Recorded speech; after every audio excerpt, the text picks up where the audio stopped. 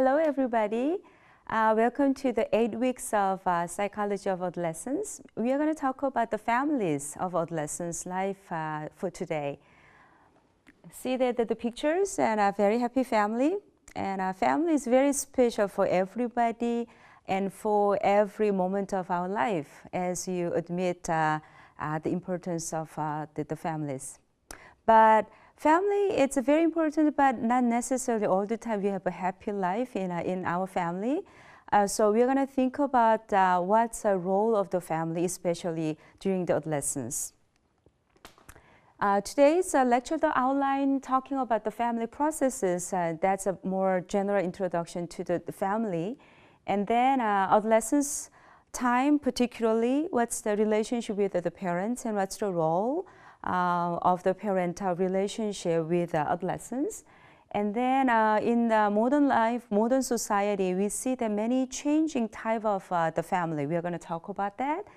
And then to build a healthy family and to provide the happy and the family life, what kind of the policies we need to provide to the adolescents? That's our topics to cover for today.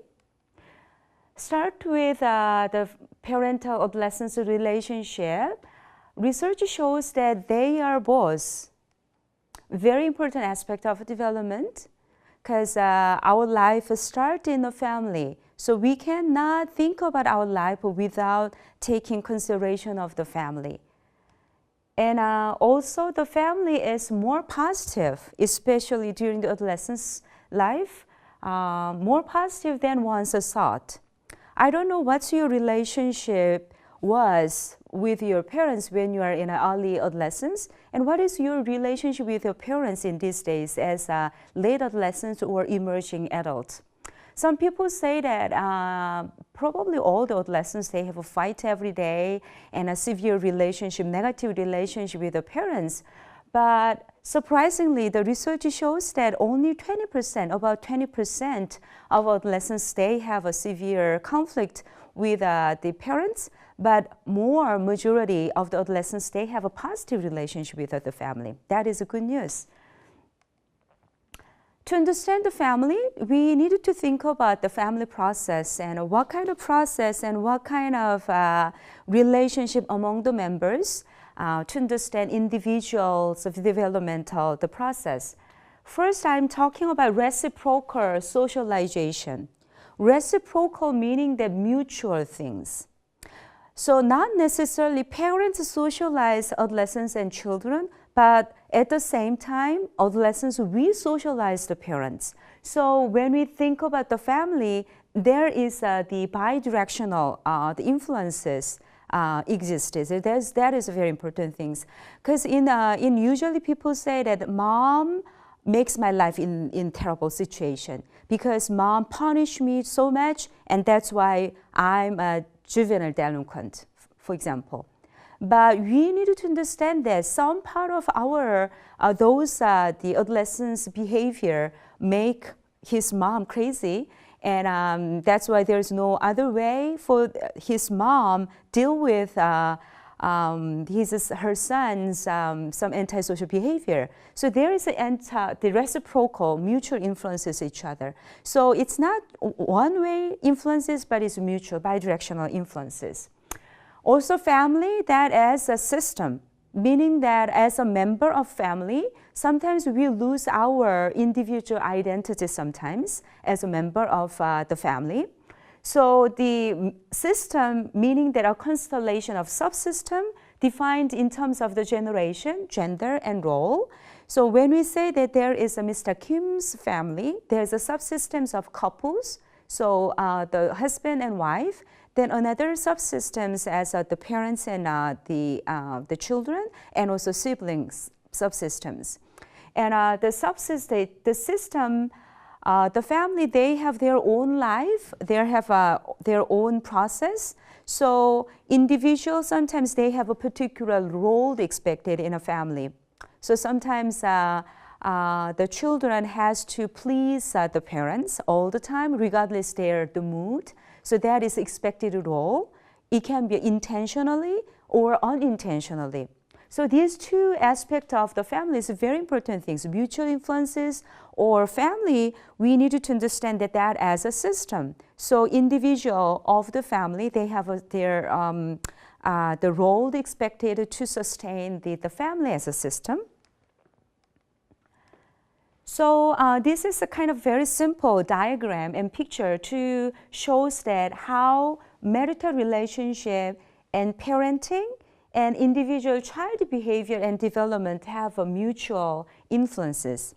Sometimes when the child adolescence shows that some problematic behavior, some parents see that, oh, he has a bad temper. Because of that, he shows antisocial behavior or he's too rebellious. But we need to understand that those rebellion have an influence of a certain kind of too much controlling parenting style. And also we need to understand that why those the mother or father is controlling the child. Maybe their marital life is not that happy, so he needed to or she needed to some kind of excuses to vent their anger. So that has affected parenting relationship. So research shows that individual child behavior needed to understand in the context of marital relationship and also the parenting style. Usually we ignore the importance of marital relationship to understand the parenting style.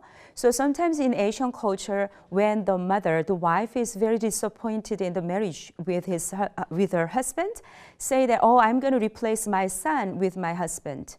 So have a very close relationship and trying to do her best as a mother because she was so much disappointed in a marriage and wanted to get some happiness or satisfaction as the mother, not as a wife.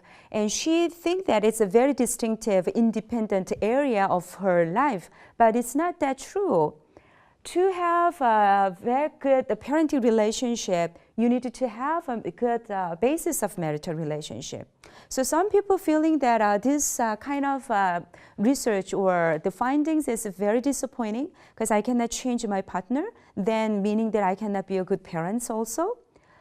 Yeah, it's difficult to admit that is true. So when you think about your parenting style as a parent, or when you think about the mother's or father's parenting style, you need to think about her mother's behavior or father's behavior, or the quality of the parenting is closely related to the marriage life as partners of your father and mother. So research shows that the good, happy marriage, that is the foundation of good parenting. And developmental construction of the relationship, meaning that some people believe that we have a continuously same kind of or similar pattern of the relationship, meaning that when the kids have a very good relationship with the father or mother when they are young, then those quality can be continuous even in the adolescence life.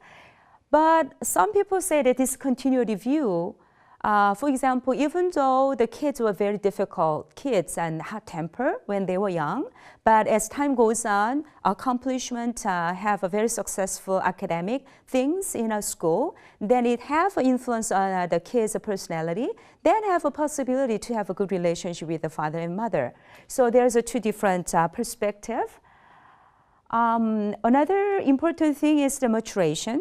And when we thinking about the adolescents and their relationship with the father or mother, we only think usually just adolescence maturation.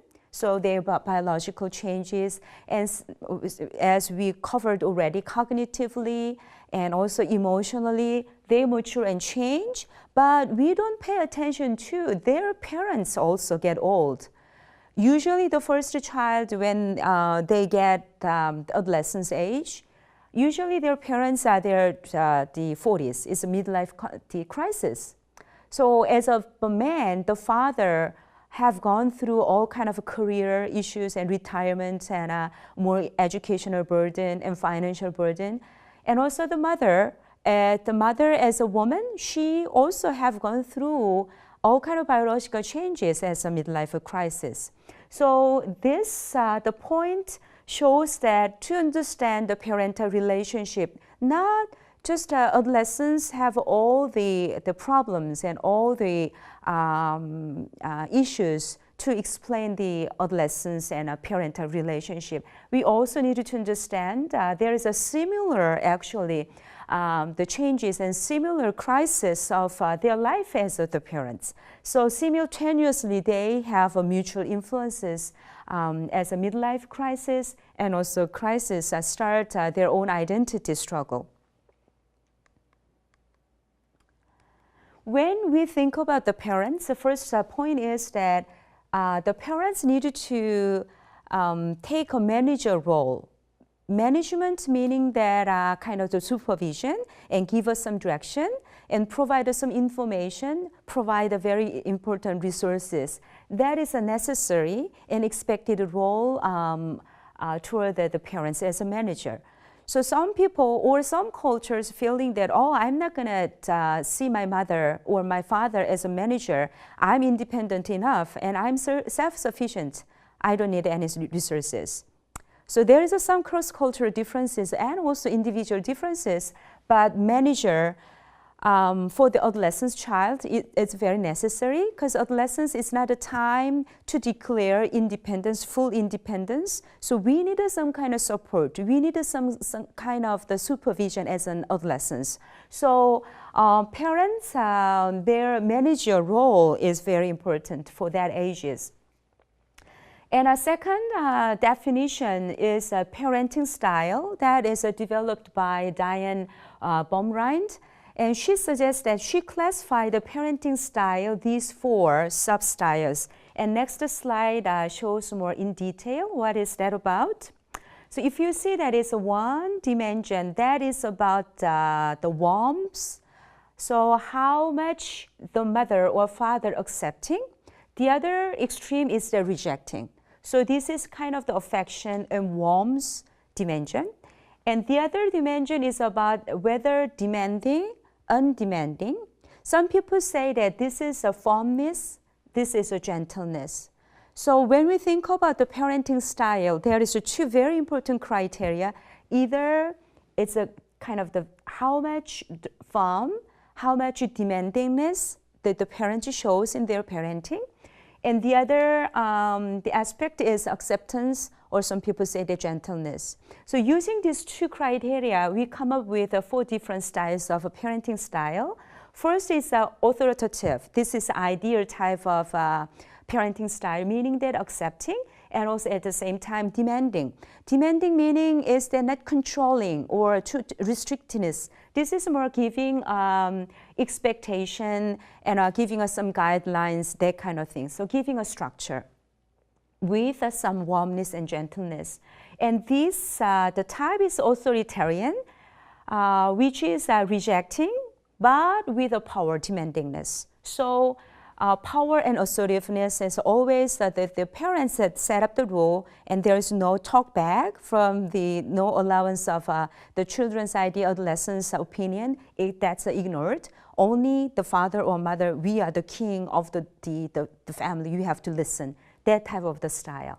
And the other style of the parenting style is the indulgent, meaning that the control. So everything is okay. So all things is permissive, but with the acceptance.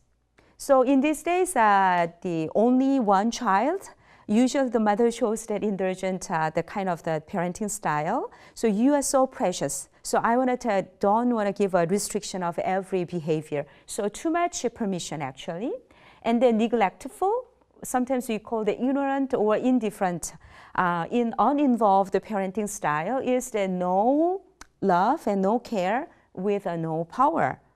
So in a textbook shows that each parenting style have the pro and cons, even though this is a very ideal type of the parenting style. And as a consequences of a parenting style, we expect that what's adolescents, their behavior can be explained by their parenting style.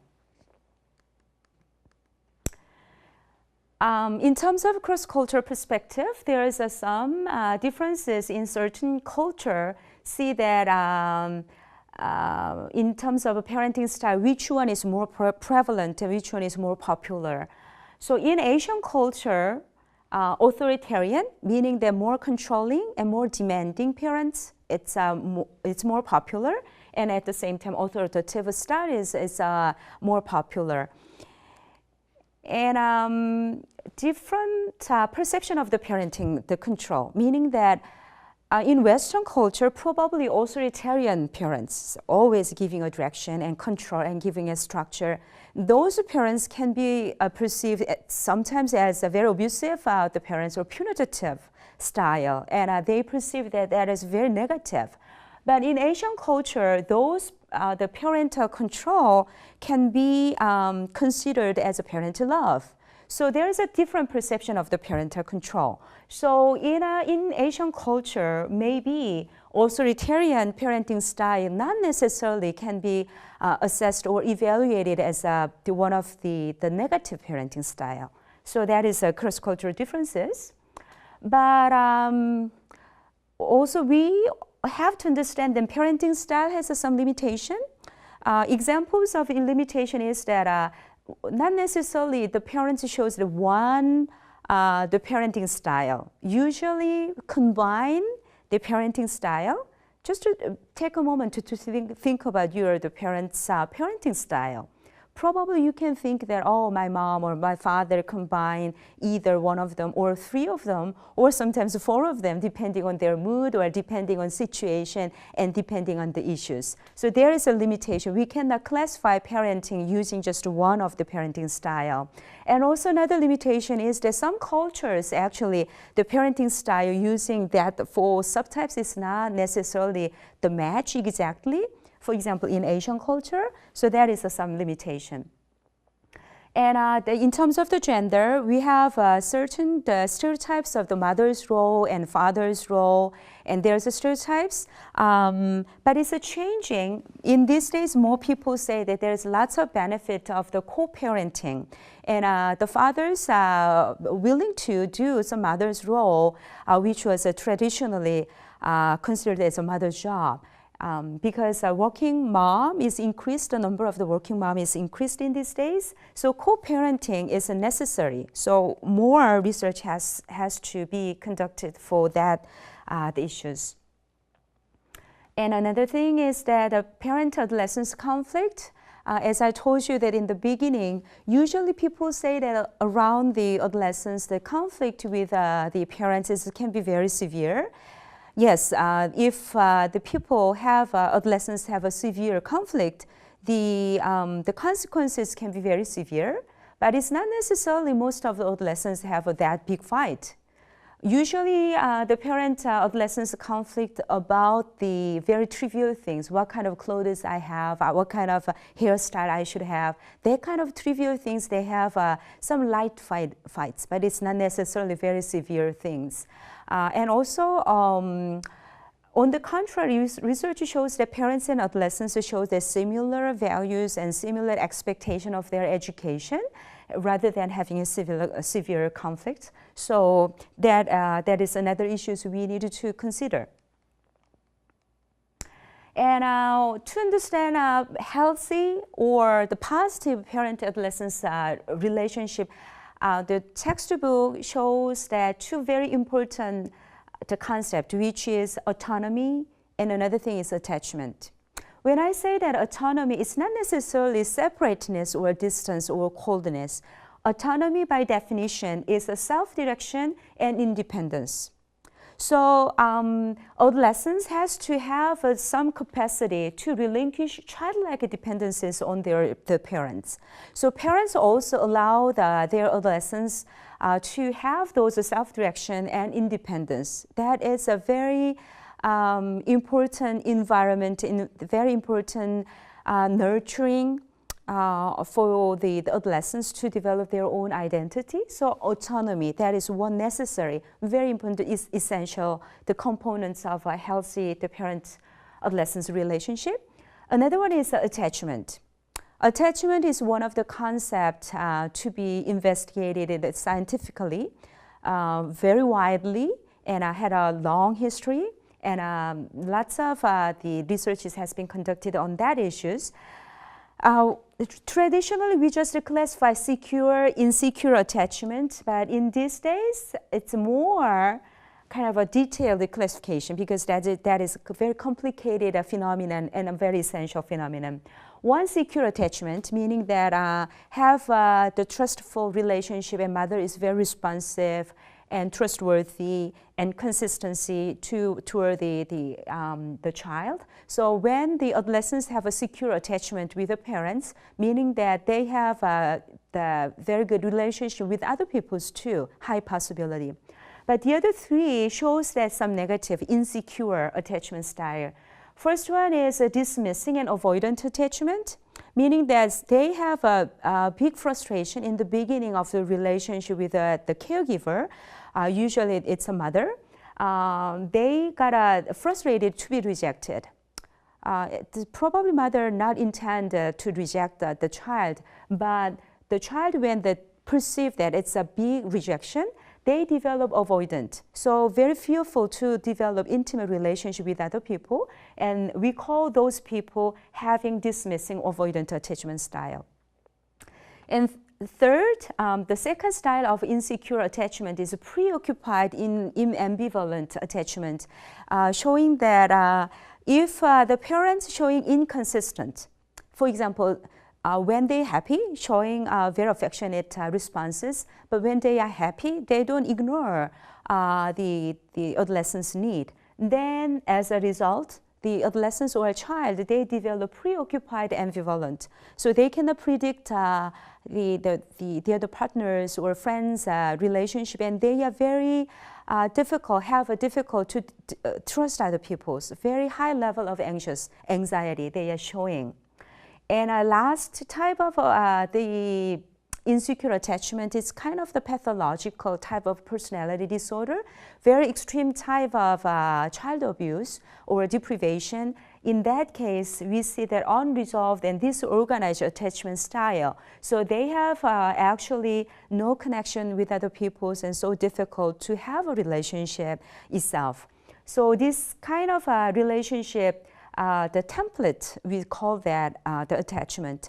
So to have a good relationship with the parents, attachment and autonomy, that is the two components to understand that the quality of the parents, the parental relationship of adolescents. So think about that, your relationship with the parents, whether you have autonomy enough and also you have a secure relationship with the parents, and that can be applied to your other relationship.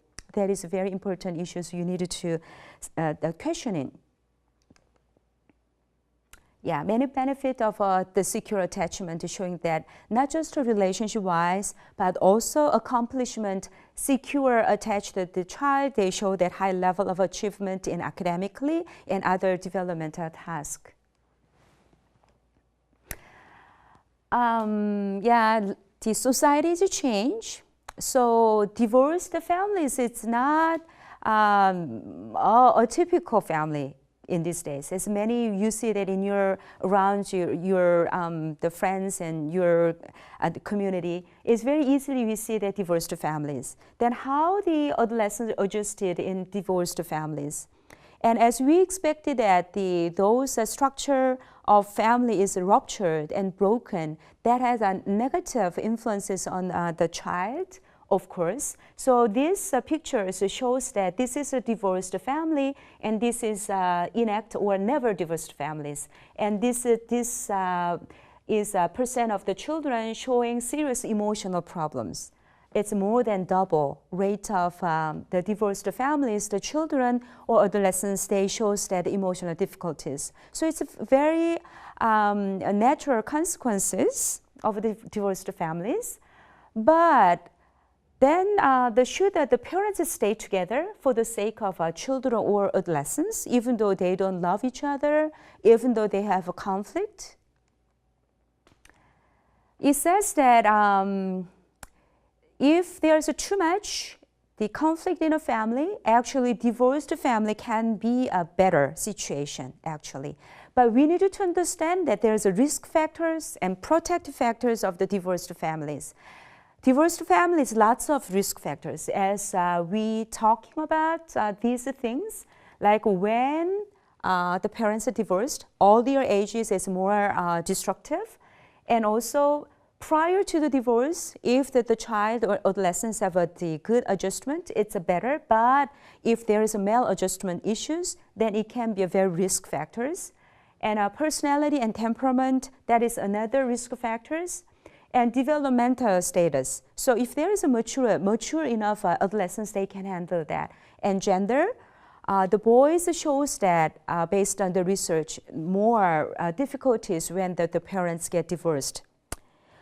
But also, yeah, and custody. And if you have extended family, so grandparents can provide support and protections even though parents get divorced. That is another things can be the good factors. And relocations and other issues. But we need to understand that there's a protective factors. Protective factors by definition, even though there is a negative influences of divorce and there is a risk factors, but there's some factors can buffer or mediate and or moderate the negative influences of the divorce. So we needed to provide protective factors if in the cases the parents, there's no way they can live together. Family process. So if you have a good relationship with one of the parents, then divorced the families, the children can have more room to talk about frustration, to talk about resentment, and to talk about guilty feelings about the parents' divorce. And divorced parents can have a harmonious relationship even though they don't live together, but they can have a harmony in their relationship just for the child. So they can share the information and they can cooperate even though not as a couple but as a parent. And if it's that case, even though that is a very challenging task for the parents, but if their parents are mature enough to accomplish this harmonious relationship, it can be protective factors. And the parenting style, authoritative parenting, meaning that giving a structure, giving some control, and at the same time giving a caring and gentleness and love, then it can be a protective factors. And if prior divorce, if the adolescents have a secure attachment, it can be a buffering also for the negative influences of divorce. After divorce, some parents, they get remarried. That is step families. And step families and the kids and adolescents have a difficult to set up the boundary. What's my relationship with the biological parents, and how can I set up the relationship with the parents? That is a boundary issues and boundary ambiguity. So that is a special task for the adolescents. And another type of the family in modern society is working parents. And usually people say that when the mother especially working outside, then there is lots of problems. And some countries say that the kids of the working mothers difficult to have friends even. But very important, we need to remember that the nature of the parents' work is very necessary, very important.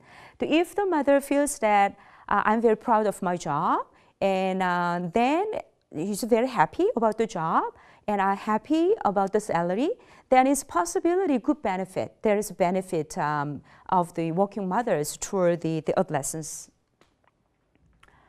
And if the mother is working, then high possibility for the children, for the adolescents, they have a less gender stereotyping because, oh, I see that my mom and father working and they also cooperating, co-parenting at a house. They have also more egalitarian views of gender.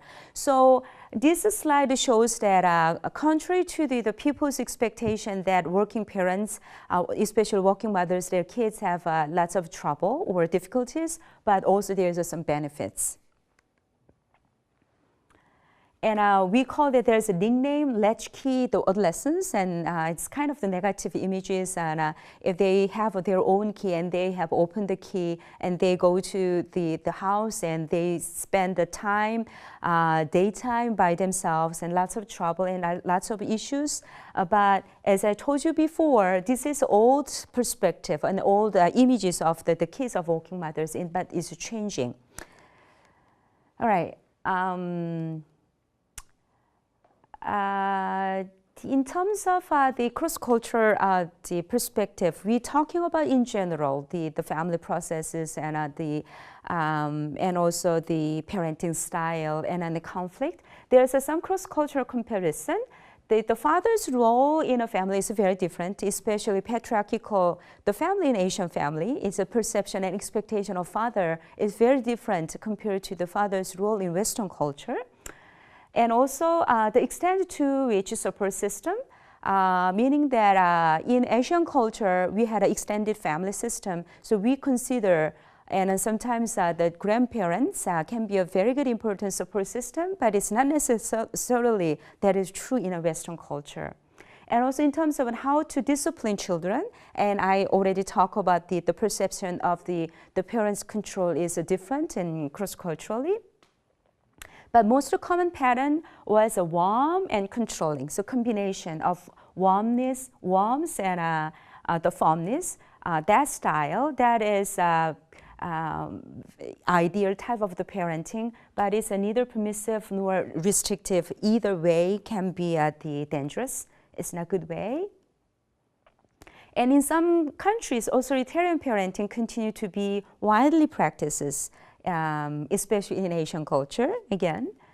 In conclusion, not necessarily specific social policy I'm going to present here. Some of our possible policy is discussed in your textbook, so you can read it. But kind of the guidelines and kind of the principles of adolescents, the family relationship. First, show them warmth and respect at the same time, and demonstrate sustained interest, not just temporary things, and recognize and adapt to their development because they are changing, and communicate expectation for high standard of conduct and achievement that gives the opportunity for them to have a higher aspiration level of their education and also the career, and display authoritative and constructive ways of dealing with the problems and conflict. You remember that? Authoritative, two components, firmness and gentleness, and love and structure. So that is kind of the guidelines regardless cross-cultural differences in the parenting style and practice. This is kind of the basic, the principles and guidelines for the parenting relationship.